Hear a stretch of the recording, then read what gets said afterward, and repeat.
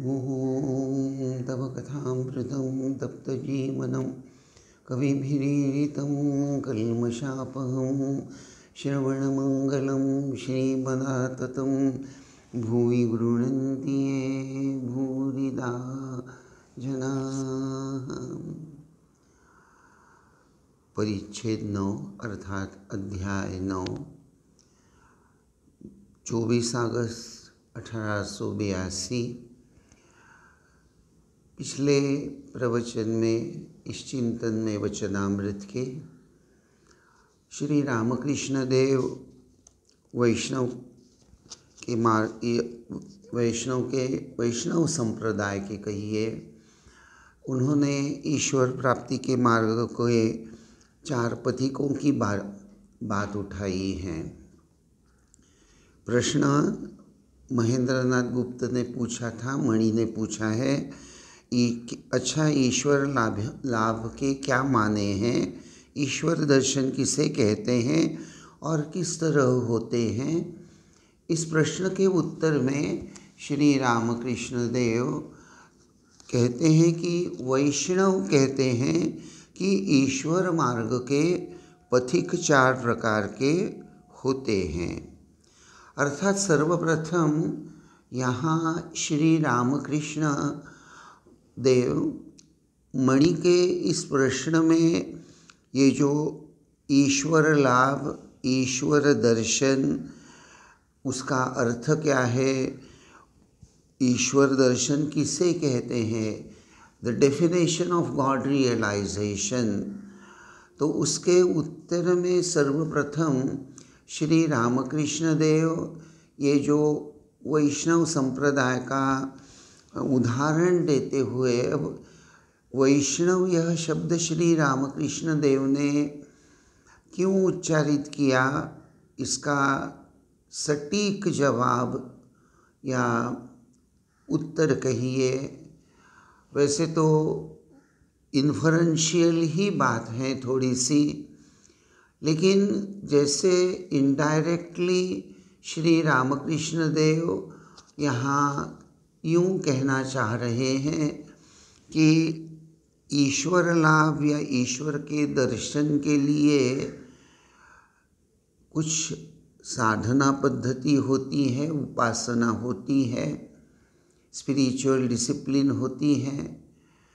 सिर्फ spiritual discipline नहीं, उस स्पिरिचुअल डिसिप्लिन, उस उपासना या उसको अगर साधना कहें, साधना पद्धति कहें, तो उस साधना पद्धति के लिए जिसको अवलंबन करके मैं भगवत प्राप्ति के चरम सोपान पर पहुंच जाऊंगा, यह विश्वास होना चाहिए, वह मानसिकता होनी चाहिए। तो इसी दृष्टि से सर्वप्रथम श्री रामकृष्ण वैष्णव कहते हैं कि ईश्वर मार्ग के पथिक 4 प्रकार के हैं। इस एक वाक्य के द्वारा जैसे श्री रामकृष्ण देव कहना चाहते हैं कि मार्ग कोई भी हो, चाहे वह वैष्णव संप्रदाय का मार्ग हो, चाहे वह शैव संप्रदाय का मार्ग हो, चाहे वह शाक्त संप्रदाय का मार्ग हो, किसी धर्म का मार्ग हो, लेकिन हर उपासना मार्ग के एक एक सोपान होते हैं। उस सोपानों को समझ लेना साधना की दृष्टि से, ईश्वर लाभ या ईश्वर दर्शन की दृष्टि से बड़ा ही प्रयोजनीय होता है। और उस दृष्टि से ही ठाकुर प्रवर्तक, साधक, सिद्ध और सिद्धों में सिद्ध, ये 4 प्रकार कहते हैं। पिछले प्रवचन में विशेष रूप से हम प्रवर्तक शब्द को लेकर चिंतन कर रहे थे।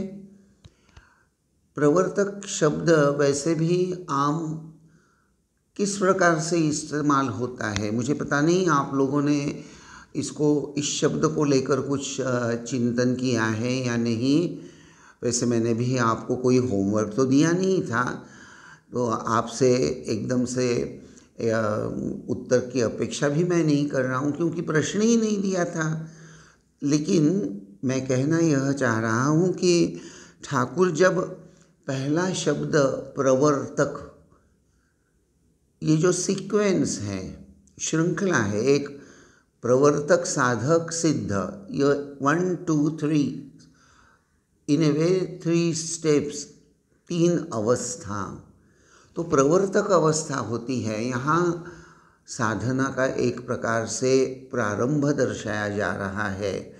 और इस समय ये जो प्रारंभ करने वाला है आध्यात्मिक या ईश्वर लाभ के लिए, ईश्वर दर्शन के लिए, ये जो प्रारंभ करने वाला है, तो यह व्यक्ति कैसा है? यह विचार करने वाला व्यक्ति है, सोचने वाला व्यक्ति है, निरीक्षण शक्ति के आधार से अपने ही पूर्व अनुभवों की थोड़े से एक प्रकार से विश्लेषणात्मक दृष्टि से उसको देखकर, उससे कुछ समझकर आगे बढ़ने की दृष्टि से, जीवन में संपूर्णता लाने की दृष्टि से, to bring meaning in life, एक फ्रूटफुल लाइफ जीवन जीने की दृष्टि से हर तरह से वह कुछ सोच रहा है। और विशेष रूप से शाश्वत सुख की भावना, मेरे पुराने अनुभव, उससे मैं समझ गया हूँ कि वे अनुभव, वहाँ से मुझे सुख तो मिलता है लेकिन वह टिकता नहीं, अर्थात शाश्वत नहीं है। और जब तक शाश्वत सुख की चरम अवस्था, चरम सीढ़ी पर मैं पहुंचता नहीं, तब तक मेरा जीवन सार्थक नहीं हो सकता। यह विचार, और इस विचार के आधार से प्रवर्तक की एक सिंपल परिभाषा आपके सामने रखने का प्रयास कर रहा हूँ कि प्रवर्तक उस व्यक्ति को कहते हैं जो पूर्व निश्चित उद्देश्यों से प्रेरित उन्हें पूरा करने के लिए आवश्यक कदम उठाता है। देखिए, यानी प्रवर्तक के मनोभाव में पुराने अनुभवों के आधार से वहाँ परिपूर्णता नहीं है, यह सोच है। तो भविष्य में मुझे कहाँ पहुँचना है, क्या प्राप्त करने से मेरे जीवन में आनंद की धारा प्रवाहित हो जाएगी, और उस दृष्टि से मुझे क्या करना चाहिए। ये जो कदम उठाता है, तो कदम वह एक सही निर्दिष्ट दिशा, एक सोच है उसके पीछे। ऐसे नहीं कि कहीं भी कदम पाँव उठा लिए, चलना शुरू किया और किस दिशा में चलना चालू कर दिया। No no no, it is not like that. A pravartak, he has decided the path, he has decided the means, how ये मार्ग मैं चलना पसंद करूँगा।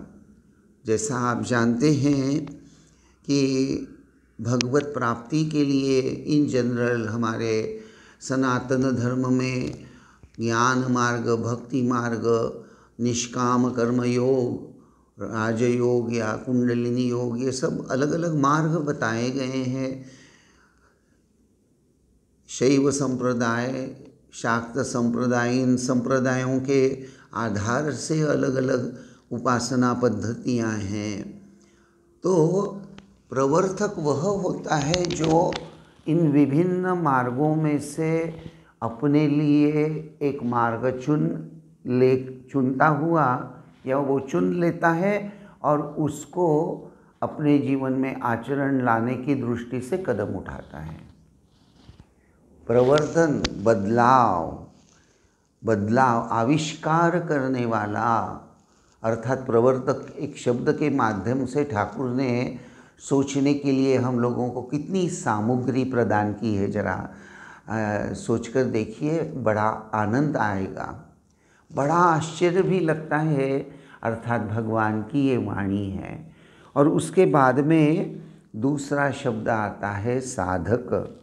अर्थात यहाँ जैसे पिछले प्रवचन में मैंने कहा था कि बहुत बार हमारे द्वारा कोई भूल चूक हो जाती है, तो भाई हो गई, उसी का बार बार विचार करते बैठे रहने से तो काम नहीं बनेगा। Brooding is no solution, brooding is no solution. उसको खेद करते हुए बार बार, अरे ये मेरे से गलती कैसे हुई, अरे ये गलती मेरे से कैसे हुई, ऐसे बार बार सिर्फ वहीं अटके रहना कोई बुद्धिमानी का काम नहीं होता। जब हमें हमारी गलतियां समझ में आ गई हैं तो फिर से ऐसी गलतियां मैं नहीं करूँगा, और जिस कार्य के द्वारा मुझे पछताना पड़े ऐसा कर्म मैं नहीं करूँगा। ऐसा दृढ़ निश्चय व्यक्ति को तो करना ही चाहिए, और अपने आप को ऊपर उठाने की दृष्टि से उसको कदम बढ़ाना है। परिस्थिति के अनुसार अपने में आवश्यक जो है वह बदलाव भी लाना ज़रूरी हो जाता है।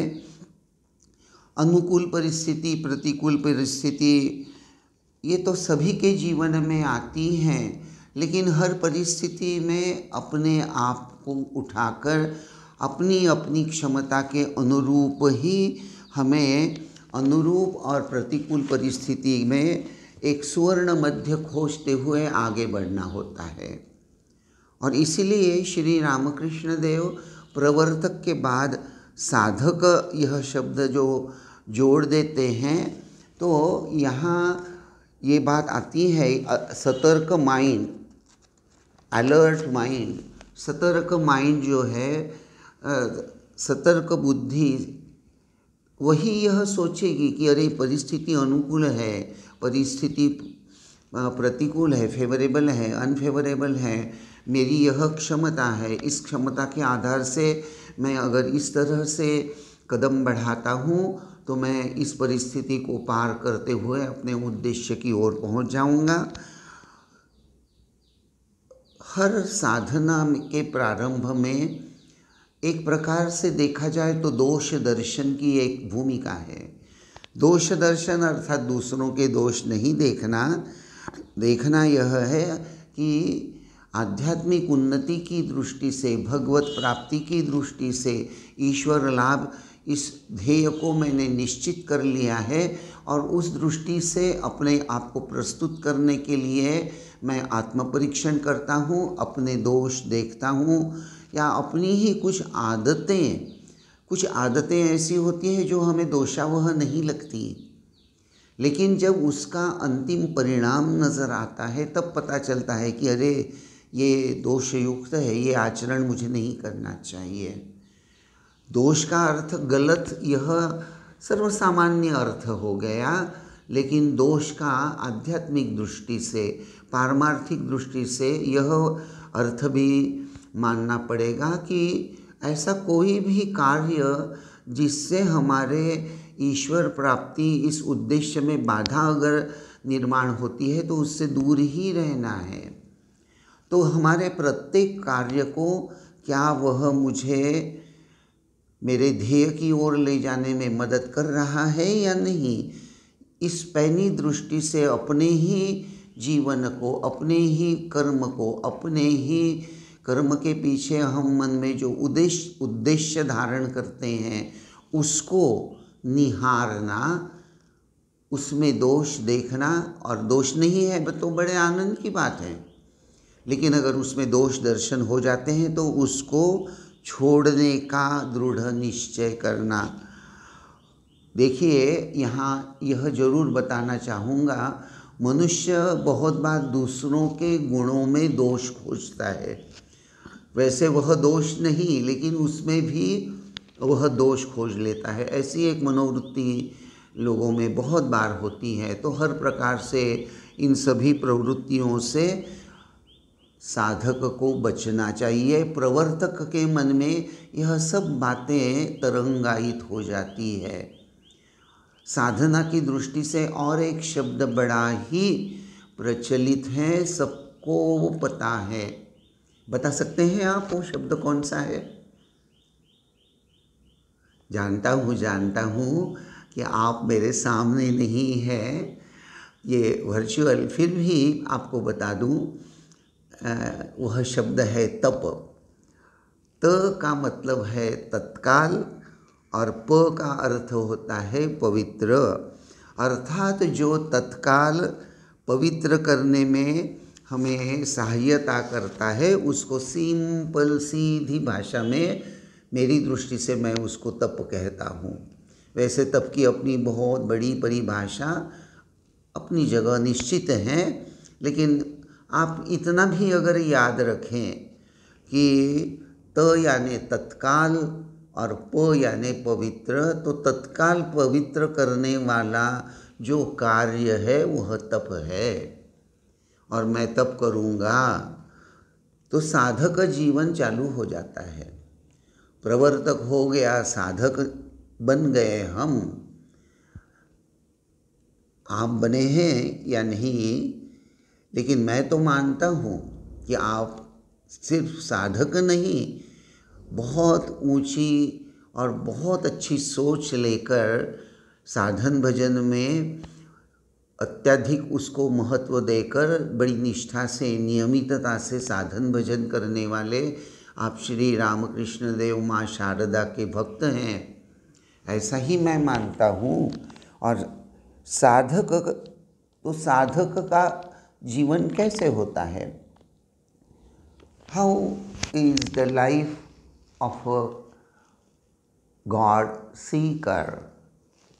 भगवान लाभ करने वाला, चाहत मन में बसाए हुए जो जीवन यापन कर रहा है, उपासना करने प्रस्तुत हुआ है, साधना करने के लिए प्रस्तुत हो रहा है, तो उसका जीवन कैसे होता है? बहुत बार मैं देखता हूँ, शायद आप लोगों ने भी देखा होगा, जरूर देखा होगा, बहुत से लोग जो गीता, उपनिषद, भागवत और ऐसे भी बहुत ग्रंथ, शास्त्र ग्रंथ हैं जिनका भी बड़ी लगन के साथ, नियमितता के साथ, तत्परता के साथ अध्ययन कर रहे हैं। गीता में श्लोक में आने वाले एक एक शब्द को लेकर, उपनिषद में आने वाले एक एक मंत्र को, शब्द को लेकर वे बड़े सूक्ष्माति सूक्ष्म विचार कर रहे हैं, बहुत विचार कर रहे हैं, ये क्या है, वो क्या है, इत्यादि इत्यादि। तो क्या वह साधक कहलाएंगे? क्या वह साधक का जीवन जी रहे हैं? ऐसा हम कह सकते हैं?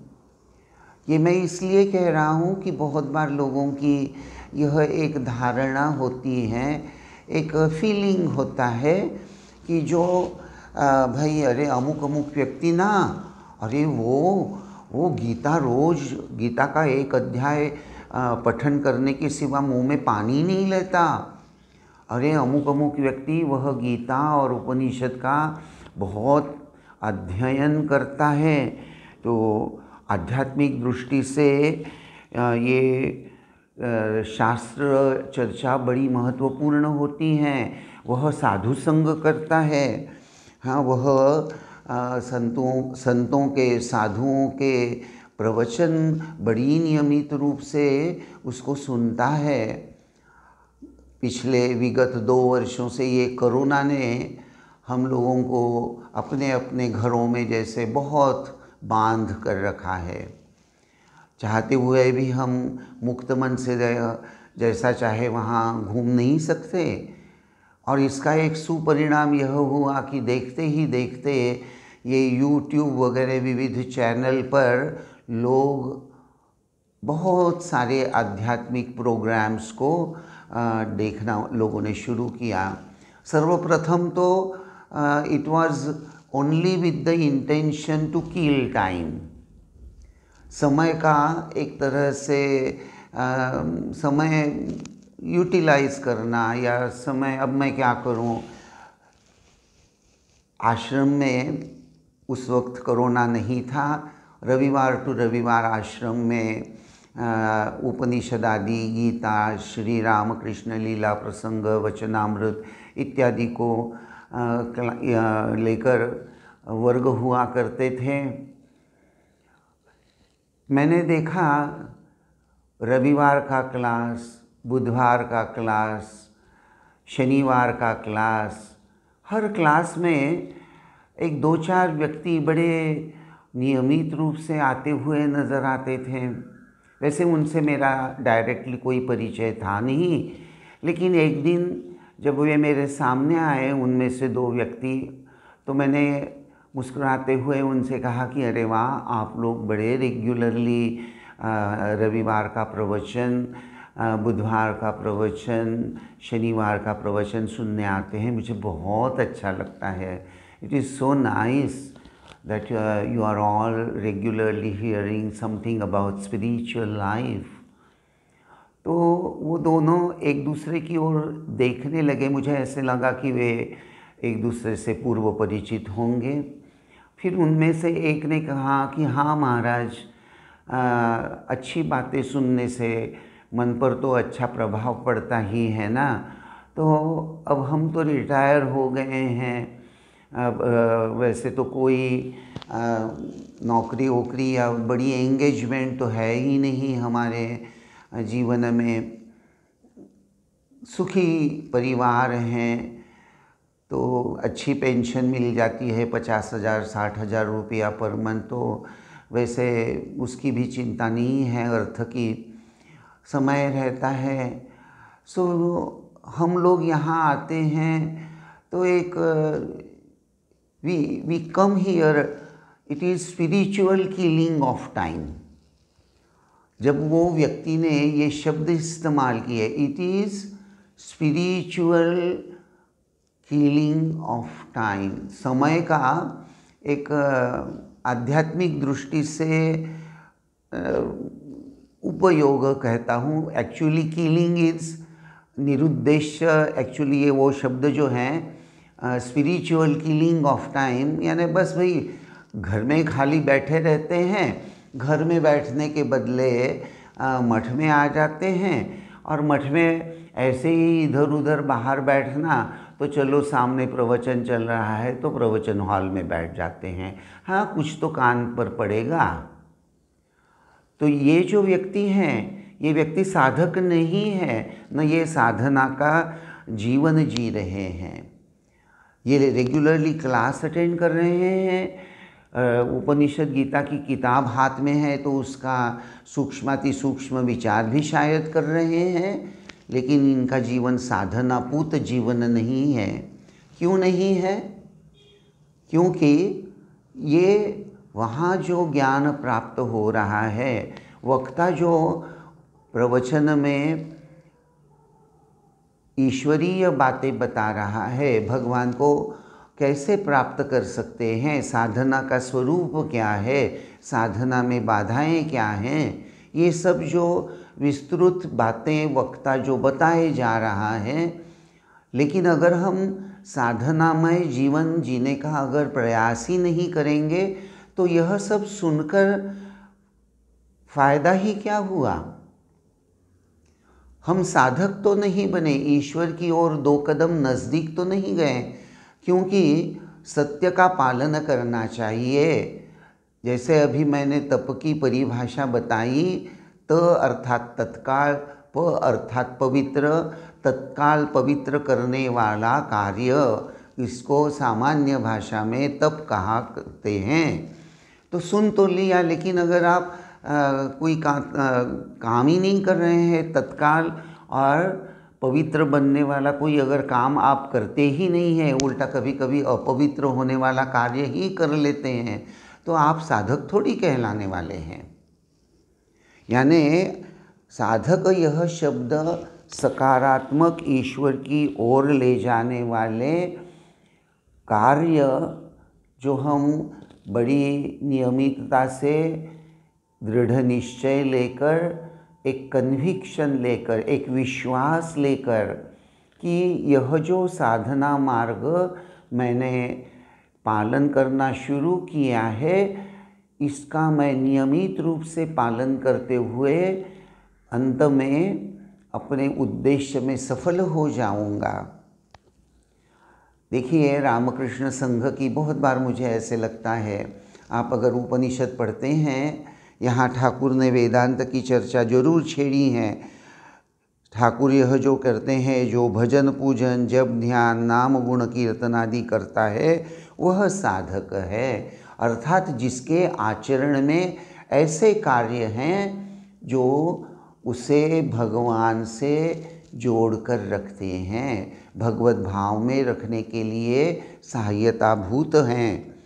और उसके बाद में ठाकुर एक वेदांत का उदाहरण, एक वेदांत की उपमा प्रस्तुत करते हैं कि अंधेरे में बाबू सो रहे हैं और साधक जो हैं वह अंधेरे कमरे में टटोल टटोल कर उन्हें खोज रहा है, इधर उधर घूम घूम कर, इसको हाथ लगाया उसको हाथ लगाया, स्पर्श मात्र से उसको पता हो रहा है कि यह नहीं यह नहीं यह नहीं।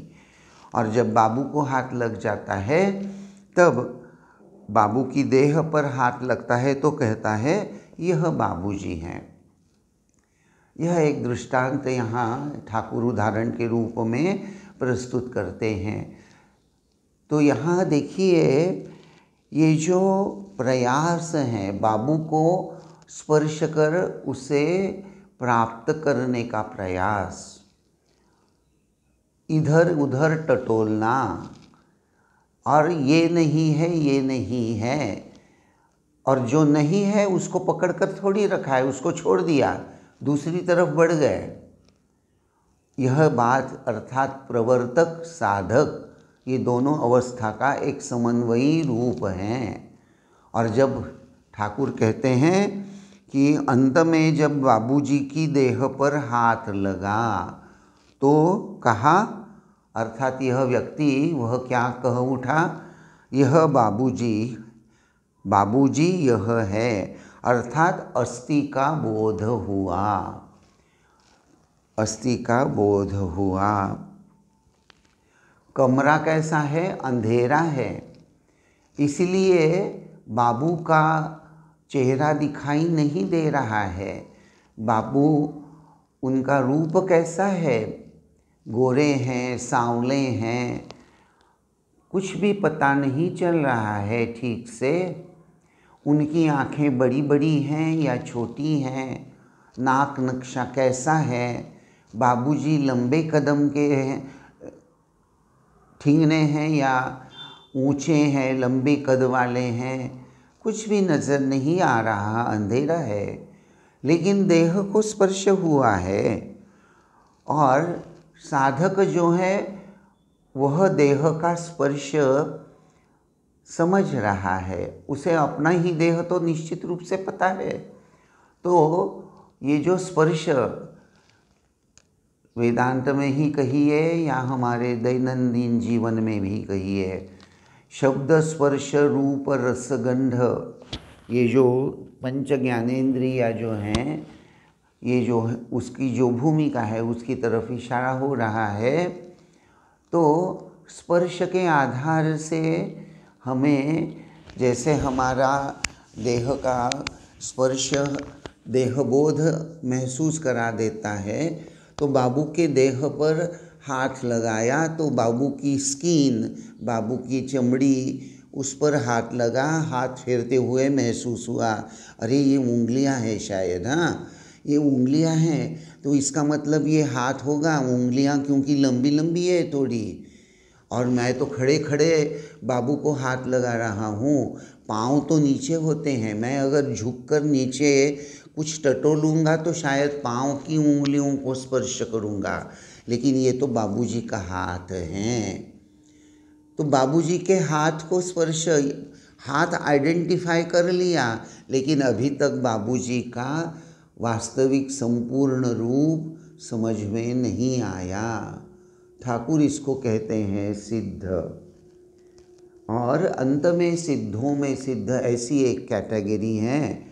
तो यहाँ यह बताकर आज के प्रवचन को विराम देना चाहूँगा। यह जो साधक का जीवन को जिसको लेकर हम विस्तृत समझने का प्रयास कर रहे थे कि सिर्फ साधु संग करना, सुनकर अच्छा सुनना और चले जाना, गीता उपनिषद आदि सद्ग्रंथों का स्वाध्याय करना, उसमें एक एक शब्द को लेकर विश्लेषण करते हुए उसको सही उसका अर्थ समझने का प्रयास करना, ये गलत नहीं है, ये बहुत अच्छा है।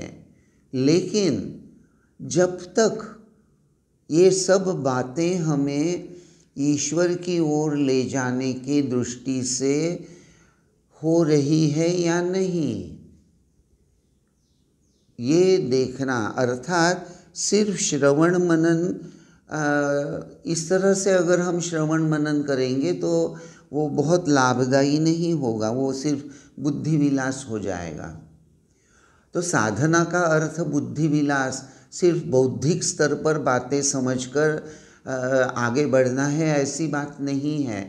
या सिर्फ बौद्धिक स्तर पर बातों को समझ लिया लेकिन वास्तविक जीवन में उसका आचरण से कोई संपर्क नहीं रखा,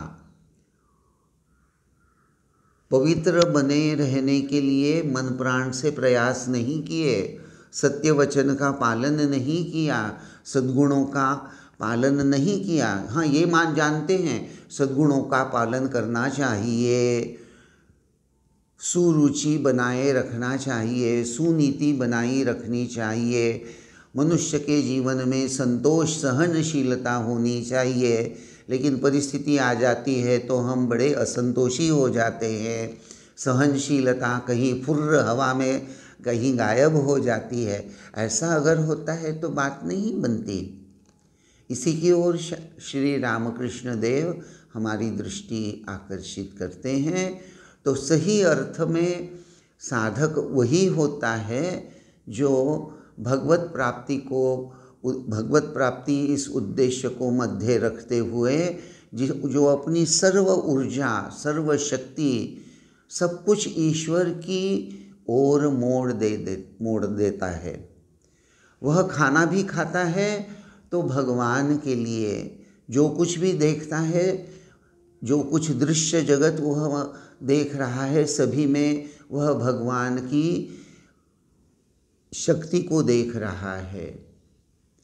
अंतःकरण में दृढ़ विश्वास है, ईश्वर हैं और ईश्वर की प्राप्ति हो सकती है, उसमें उसको कोई संदेह नहीं है।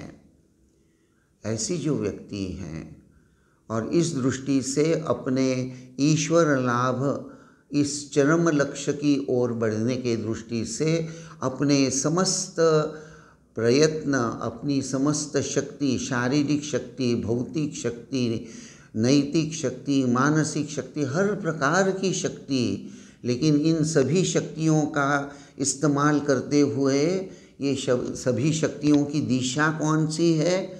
ईश्वर लाभ।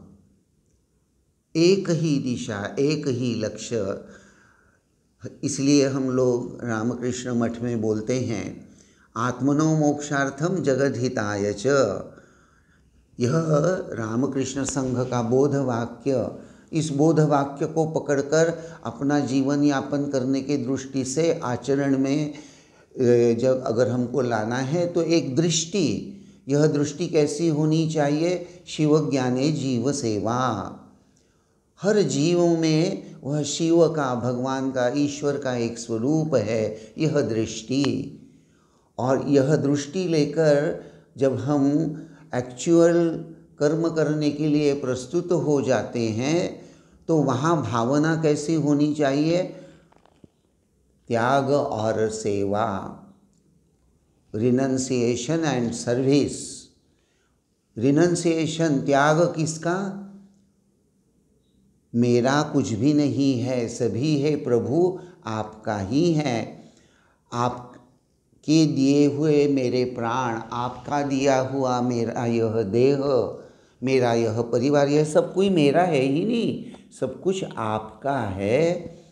आपसे ही शक्ति प्राप्त होकर मैं जो कुछ भी कर्म कर रहा हूँ, आपकी पूजा सेवा कर रहा हूँ। और इसलिए पूजा सेवा भाव अगर लेकर हमको चलना है तो ये जो त्याग अर्थात सेंस ऑफ पोजेशन, ये सेंस ऑफ पोजेशन को छोड़ना है और आखिरी में उत्तिष्ठत जागृत प्राप्य वरान निबोधत, उठो जागो और जब तक अपने ध्येय को प्राप्त नहीं करते रुको मत। यह स्वामी जी का बड़ा ही प्रचलित वाक्य, यह उपनिषद की वाणी। तो ये 4 महावाक्य याद रखते हुए हम अपनी साधना करने प्रस्तुत हो जाएंगे। बस आज यहीं तक। ओम शांति शांति शांति। हरि ओम तत्सत। श्री राम कृष्णार्पणमस्तु।